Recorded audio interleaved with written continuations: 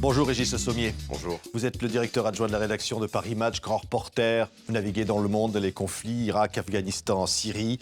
Ils ont frappé Paris, Bruxelles, Nice, n'importe où. Qui sont ces mercenaires du calife dont vous parlez dans votre nouveau livre ?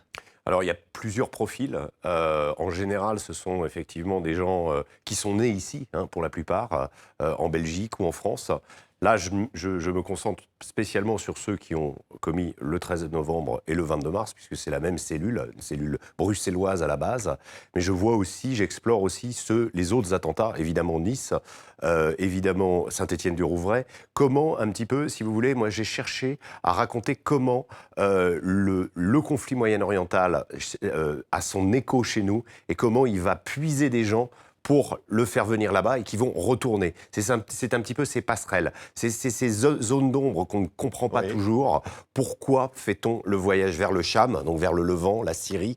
Pourquoi accepte-t-on d'arrêter toute notre vie pour se consacrer à ce califat, devenir un soldat du califat, devenir un lion, comme ils disent ? C'est extrêmement difficile à comprendre. Et vous dites dans ce livre, on a mis longtemps les choses sous le tapis, on n'a pas voulu voir cette réalité. Non, on n'a pas voulu voir cette réalité, on n'a pas voulu surtout comprendre l'attraction que pouvait faire la proclamation du califat. Ça, c'est quelque chose qui a été fondamental.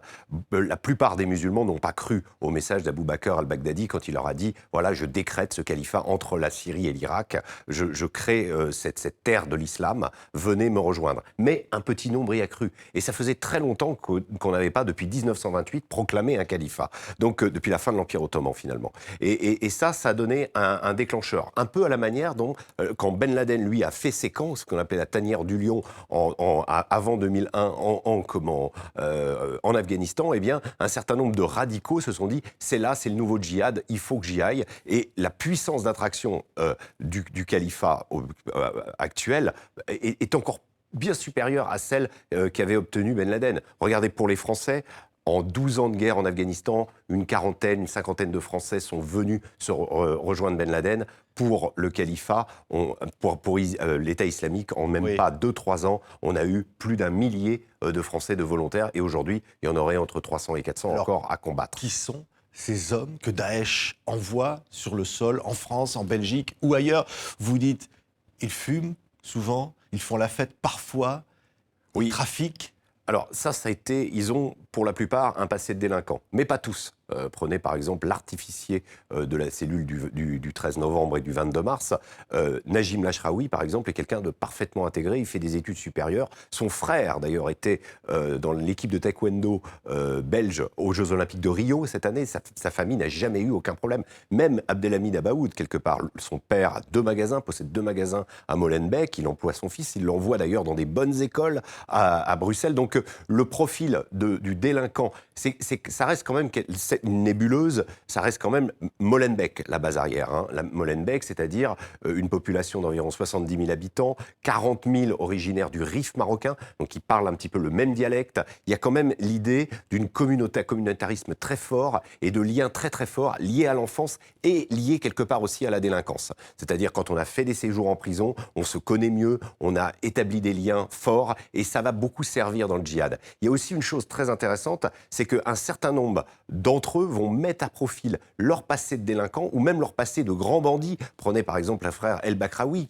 dont on découvre peu à peu le rôle de plus en plus important dans le fait d'avoir perpétré ces attentats, qui sont un peu les artificiers aussi, qui vont trouver les kalachnikovs, qui vont trouver les réseaux, etc. Les frères Bakraoui sont des gens qui ont fait de la prison et qui vont utiliser leur passé de grands bandits pour le mettre au service du djihad. Avec cette idée très forte, parce que c'est très important de souligner ça, que le djihad lave les péchés. Le djihad a cette faculté que votre vie, la vie que vous avez menée, qu'elle soit dissolue, qu'elle soit dans le péché, qu'elle soit finalement complètement dévoyée avant, eh bien elle va être lavée par cette perspective de combattre dans la guerre sainte et de commettre des attentats. Et c'est là où on a une inversion complète des valeurs, c'est-à-dire que le djihad devient cette espèce de quête de la pureté va se solder dans l'horreur. Il y a le profil de Darwesh Boulel à Nice, un personnage, alors particulier par rapport à tous les autres. Alors particulier comme le tueur d'Orlando, où on a un personnage, quand on découvre finalement qu'il a une vie un peu compliquée à l'échelle de l'État islamique, parce que probablement des penchants homosexuels, on lui découvre un amant. Le tueur d'Orlando également, on trouve qu'il a fréquenté des applis gays pour de connexion. Il a essayé plein de choses. Donc est-ce que c'est quelqu'un qui, par rapport à ce personnage-là, n'a pas pu le supporter et a voulu se venger d'une certaine façon? Donc il y a des itinéraires très bizarres et que l'État islamique va exploiter. Ce qui est important à comprendre, c'est que l'État islamique a proclamé l'idée qu'il fallait faire le djihad un peu partout dans le monde. Surtout au moment où aujourd'hui il est en difficulté, il est en recul sur le terrain, il dit à ses partisans, ne nous rejoignez plus, faites perpétuer. Oui. C'est là ils deviennent plus dangereux encore. Exactement. Faites la guerre chez vous, utilisez n'importe quelle arme. Ça, c'est le message d'Abou Mohamed Al-Adnani, qui était le numéro 2, le chef de la propagande de l'État islamique, qui a été tué au mois de juin dans une frappe de drone.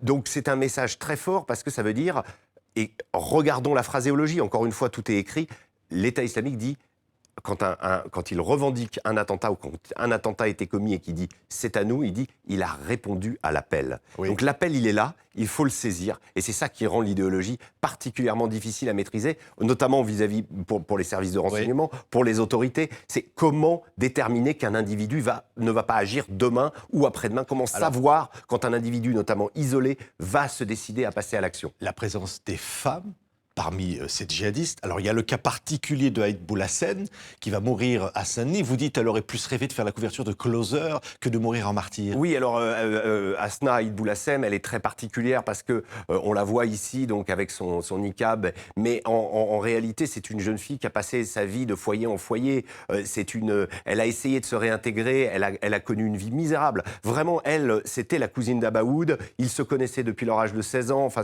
ils se sont connus au Maroc, etc. Donc elle avait des liens très forts avec Abaoud, mais sa vie était complètement dissolue. Oui. Et c'est une jeune fille qui s'est radicalisée quasiment sans passer par la mosquée. C'est-à-dire que le drame dans cette histoire, c'est qu'on dit oui, le salafisme est responsable finalement du terrorisme, mais la réalité, c'est pas tout à fait ça. Parce que le passage vers la radicalité religieuse se fait très rapidement. Et parfois, il n'y a même pas d'intermédiaire religieux. Dans le cadre d'Asna Aïd Boulassen, vous avez vaguement des contacts sur Internet. Elle est très influencée par son cousin. Elle sait que son cousin fait la guerre en Syrie. Et elle est très influencée par ça. Et c'est pour ça qu'elle décide de se radicaliser. Aujourd'hui, on a pris la mesure de ce danger. Vous le dites, Régis Le Sommier, enfin. Je pense qu'on a pris la mesure de ce danger. On a pris le fait qu'il y a plusieurs domaines dans lesquels on peut évoluer. Il y a l'idée de la déradicalisation qui marche imparfaitement, mais bon, il y a quand même quelque chose qu'il faut faire.